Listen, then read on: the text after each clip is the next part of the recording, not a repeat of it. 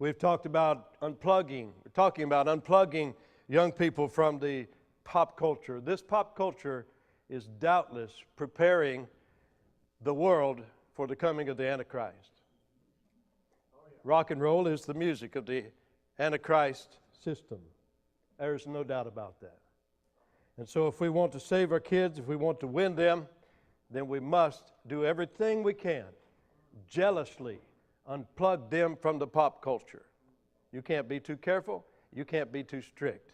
Now, if love is not there, godliness is not there, then separation from the world won't work. It'll just produce rebels. But I'm talking about godly homes.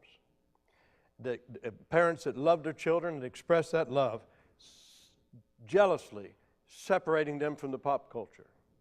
I appreciated the young man's testimony before the song tonight, and it was a great challenge. If you are a young person here tonight, I would beg you to take this preaching to heart.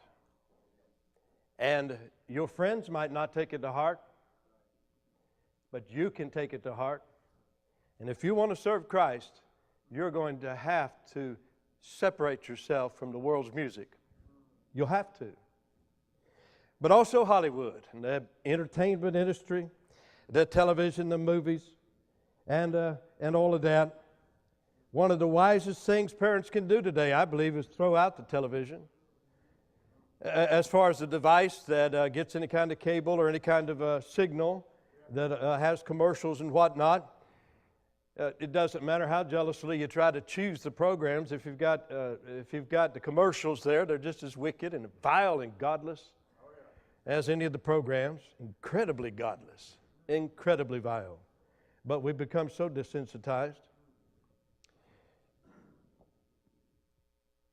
Again, in my childhood, one of the most powerful influences that swept me out into the world was the television. My parents got a television when I was about maybe 7 years old, and about 1956. And, oh man, it was exciting. And I remember one thing that it did. In those days, Baptist churches would have Sunday night services. And even Southern Baptist churches had Sunday night services then. And one thing that the television really, and how innocent it was then compared to now, the programs. You know, how bad is Zorro? Hey, no, that's a wholesome program. Compared to today, very innocent, but one thing it wanted me to do was miss church. Because the best programs, the most exciting programs were on Sunday night. I wonder who figured that out. The God of this world. And I just wanted to miss church. That's all I wanted to do after the television came. And sit there and watch all those exciting programs on Sunday night. And it's been a very, very horribly negative influence in modern society. And many of the testimonies that I received in the process of writing the book, Keeping the Kids, gave me, they shared their testimonies of how that getting rid of the TV, and we'll mention in a minute that it goes beyond that now, of course, but getting rid of the TV changed their home. My dad was a deacon in Independent Fundamental Baptist Church that was a strong church. I am a strong preacher of personal responsibility and am fully responsible for my wayward years. But sitting and watching Cheers with my deacon dad and laughing as they were sitting around the bar talking and drinking and chasing Diane surely didn't help convince me it was bad. Being a deacon, our family would go over to other deacons' houses, and what happened in my house was the norm in that Independent Baptist circle. They'd all watch the good Hollywood movies like Superman with Christopher Reeve, despite the fact that it contained a few times of using the Lord's name in vain and swear words and whatnot. And, of course, Superman kissing very affectionately a woman that was not his wife or even his girlfriend. The adults watch it innocently and chuckle, but the kids see right through that charade and are able to discern that this is directly against the things they show me in the Bible on Sundays. But many talked about giving up TV. Having eliminated television, we have noticed a marked improvement in the children's homeschooling and in their attitudes. Their conversations have also changed from what they watched to what they've done. We have family devotion and Bible reading time, and the children read more. Another said, when our children play, they use their own imagination. It's not an imitation of what they've seen on cable TV. They're not singing the songs and doing the little dance moves, asking us what certain words mean. They're not practicing the attitudes they see. They're respectful to their father. We're not always pestered to buy certain toys or food. Our children's likes and dislikes are determined by the likes and dislikes of the family and not what's been dictated by the TV. We read 10 chapters of the Bible a day, play with the children, have all kinds of projects going. Another said, we got rid of the television 31 years ago when our oldest was 4. It was a time waster, and the 4-year-old was demanding to watch a favorite show of his when it was supper time. We did not want the TV to run our family schedule. Along with homeschooling, that has been the best decision we have made for our family. Another wrote, we have found the children are not questioning our authority like they used to. They do not follow the latest fads that come and go on TV and are consequently less likely to ask about having toys or other commercial items that might go with favorite TV shows. We're not allowing social trends into our home that teach anti-biblical consequences. So our children are much more innocent and wholesome than otherwise would be the case. I'm a stay-at-home mom. We homeschool and I found myself to be far less influenced by worldly concepts and dictates. We previously used to let the children watch television during the day when Dad was not home. They now spend that time on schoolwork, working around the home, or playing creatively. My husband used to watch TV at night after the kids were in bed, but now he has time to spend with study and doing things around the house. And many gave us those testimonies, and they're in the book. Powerful testimonies. But even most G-rated movies are not wholesome from a biblical perspective. They flaunt immodest and unisex fashions that influence our kids. The child actors are often depicted in a favorable light while being disrespectful to parents and elders. It's supposed to be cute and entertaining, but that type of thing influences children.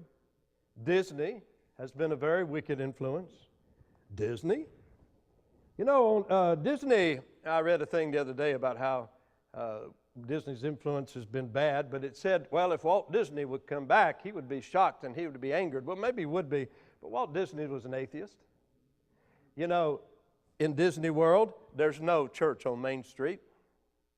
There's a church on Main Street in every community in America. But in Disney's world, there was no church. It's a fun world without God. No such thing. If you try to live in a fun world without God, you'll go to eternal hell. But that was Disney's world. The world he tried to create, the world he promoted. A fun world without God. Disney. Great change agent, Disney. And all of the programming. The old Western movies. Invariably, they got a beautiful woman. What's she doing there? She doesn't even belong there usually.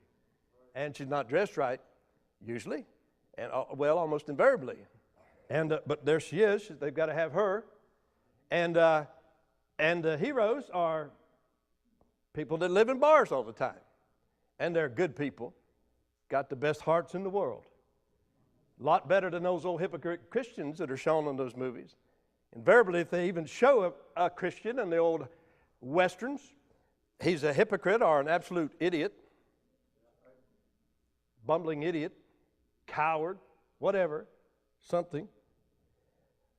Not like the hero that drinks in the bar all the time.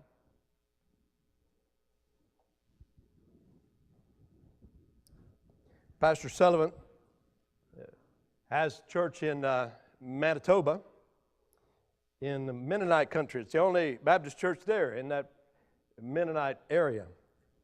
And it's a pretty big church. It's an exciting church. The people are there. They were still there at midnight when I preached there the last time. Still hanging around. They're people that love the church. They have Bible college. A lot of exciting things going on there. And I talked to him about this subject. He has 3 sons, I believe, 3 or 4 sons. And he said he would always, he would from time to time take his sons out, either one at a time or all together sometimes, and talk with them about what was going on in their life. And he would ask them sometimes, is there anything in our home that we should be concerned about? And one time he was fishing with 2 of his sons, and he asked that, and one of his sons said, well, Dad, there is. It's some of the John Wayne movies. And you think, well, that's really silly. How in the world can a John Wayne movie be bad? Well, the women and the way they're dressed. And if you're a man, it's really embarrassing to just really ogle a woman in public. But not when you're watching TV. It's powerful, isn't it? I asked a pastor one time, why are so many independent Baptist pastors committing adultery? I thought for a minute. He said television. This is a long time ago, before internet and porn and stuff. You could get it so easy. Television.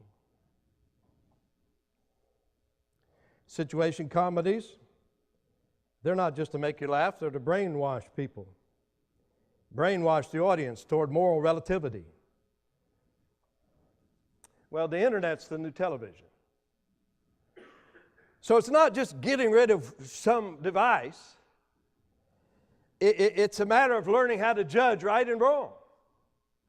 And regardless of how the technology changes, and it's going to continue to change. This is a television. This thing operates on the internet. That's a television. This is a cell phone. That's a television. And most teenagers have a television in their pocket, potentially a television, if it can hook up to the internet, if it's a smartphone or whatever. So this hour that we're living in, it's not just a matter of throwing some device away, and boy, I took care of that. And I thank the Lord for this hour in one way, in that it gives us a lot of choices. And there's some great documentaries, there's some really very educational, interesting things that I can watch on this thing. And I have the choice of what I watch. I don't just have to take what somebody feeds me through the broadcast system.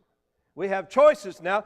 Well, what we've got to do is learn how to judge things and weigh things, and that's what we have to teach our children. Talk about things with them. What's wrong there? Do you think there's something wrong there? What might that be? Oh, but this stuff is powerful. There's so many wholesome things to do. There's so many good things to do in life. Books and music and singing and listening to sermons and learning things together and fishing and hunting and electronics and mechanics and astronomy and cooking and sewing and canning and photography and raising animals and bird watching and collecting insects and gardening and studying the weather that families can do together. And to waste our time, even at that level, just the waste of time that it is.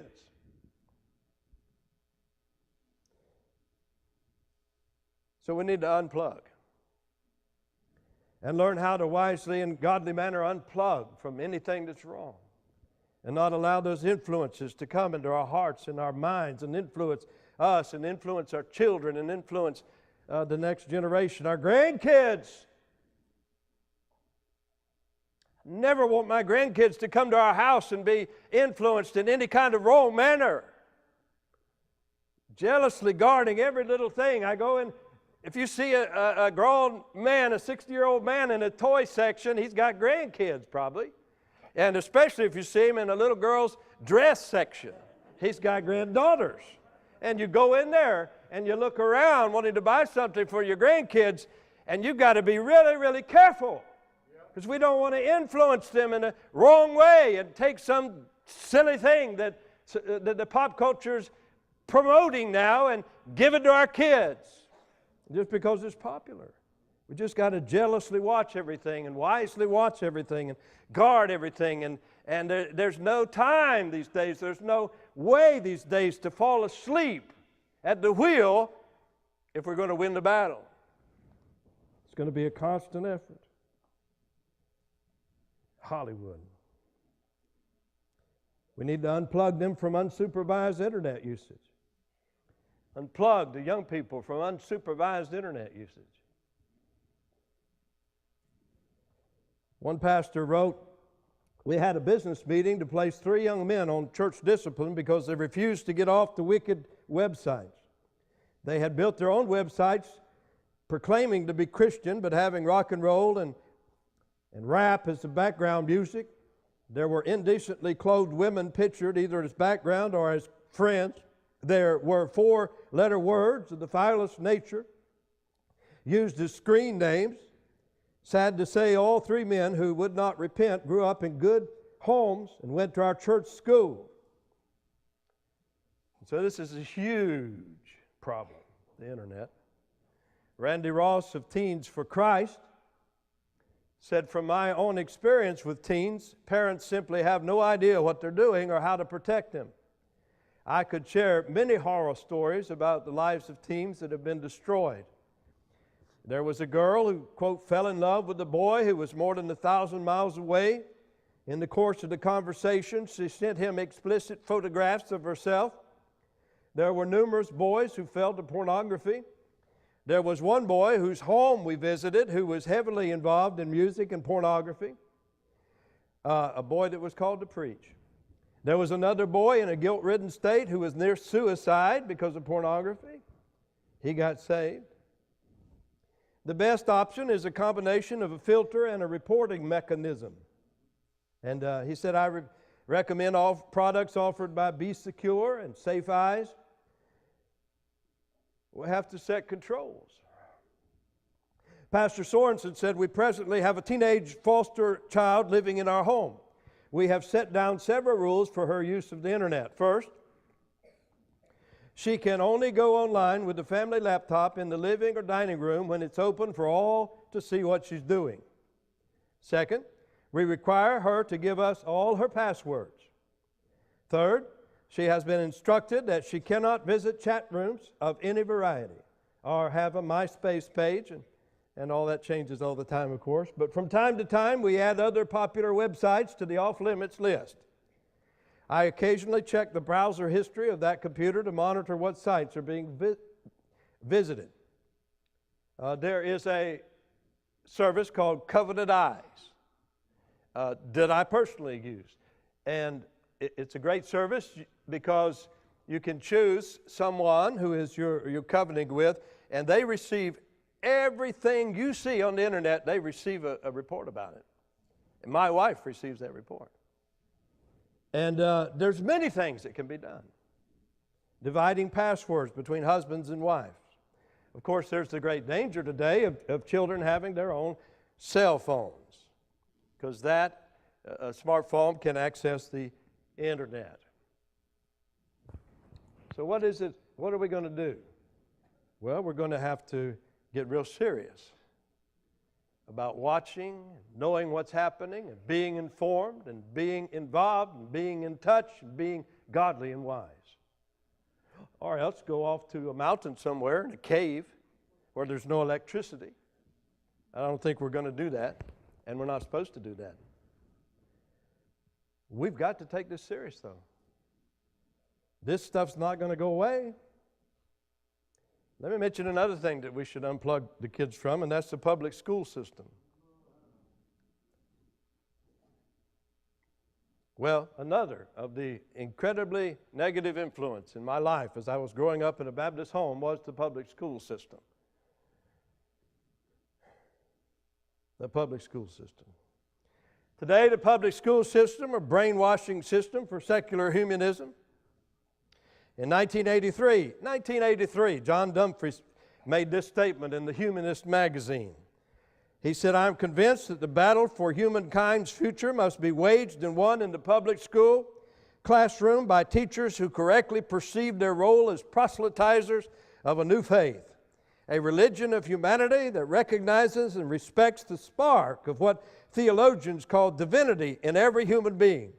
These teachers must embody the same selfless dedication as the most rabid fundamentalist preachers, for they will be ministers of another sort, utilizing a classroom instead of a pulpit to convey humanist values in whatever subject they teach, regardless of the educational level from preschool, daycare, to large state university. The classroom must and will become an arena of conflict between the old and the new, the rotting corpse of Christianity, together with all its adjacent evils and misery, and the new faith of humanism. That appeared in the Humanist magazine, January, February 1983, page 26.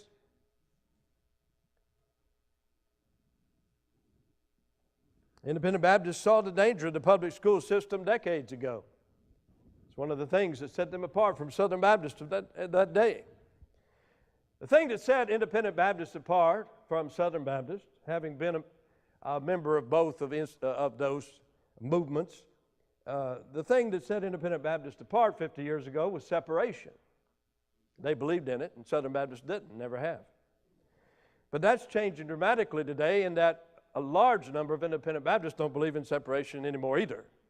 And they're no different in character than the Southern Baptist churches I grew up in. That began to change in the 1990s, really, early 1990s. Well, shouldn't we send the children to the public school system to be light and salt? Well, you know, Jesus warned that the salt can lose its savor and be good for nothing. That's usually what happens to a child in the public school system. Loses its savor and becomes good for nothing. They become contaminated by the world. Be not deceived. Paul said, evil communications corrupt good manners. When you plant trees, I love trees, and you plant trees, one day they become very big and strong. They stand on their own and they can resist the fiercest wind. We lived on the coast of Washington for 10 years, and there on the Puget Sound, the storms would come in the winter, one after the other, rolling off the Pacific. And those great trees there, those great cedars and western red cedars and the Douglas fir and massive trees, they could withstand those powerful winds. But when you first plant them, they can't. You've got to protect them. You've got to tie them. You've got to help them as they grow up. And that's the way our children are. They're not ready to be thrown into the world. There are Christian children who've attended public school and turned out right. But those are the rare exceptions. And I believe that for everyone that's turned out right, I can show 100 that have turned out wrong. And I'm very, very deeply convinced of the danger of the public school. Sometimes I guess there's situations where it can't be avoided, I guess. But if there's any way in the world to get your kids out of the public school system, I would fervently urge you to do that. But would you look with me in conclusion tonight to 2 Timothy 2:22? Unplugging our young people from the pop culture that is preparing the way for the Antichrist to take over this world. The pop culture whose theme song is rebellion against Almighty God and rejection of His godly laws. But here in 2 Timothy 2:22, we see that it's not only a matter of unplugging them from something, but it's a matter of plugging young people into something. 2 Timothy 2:22 is our conclusion tonight. And here Paul said, flee also youthful lust. But flee, but also follow. Follow righteousness, faith, charity, peace with them that call on the Lord out of a pure heart. We see here that separation is a hard issue. If you're sitting here tonight and your heart's not right with God, you do not like this message at all. And there's some of you that don't. according to your faith. But if you're sitting here tonight, your heart's right with the Lord, I might even have stepped on your toes tonight, but you still like it. And you thank God for it because you want to do right. And you know you need some help. And hey, the preacher might say something stupid once in a while. He always does. I always do. Every time I finish a sermon, later on I think back, why did I say that? Every time. And we know that preachers are just men, but if your heart is right with God, you want something to help you. But if your heart's not right with God, you really don't like this stuff. Hard issue. My wife grew up in the most godless home you can possibly imagine, probably beyond what most of you can imagine. And it was divorce and divorce and divorce and divorce. And she had one uncle that, and no church and no Bible, Alaska. It was in Alaska. They just trade wives and husbands around up there. Just trade them around. That's all they do. One thing they do. And she had an uncle. She had one uncle, Uncle Bert. He was her uncle 3 different times by 3 different marital arrangements. You say, how'd that work? Well, it's not easy to explain. But I'll tell you one thing. Family reunions in that kind of context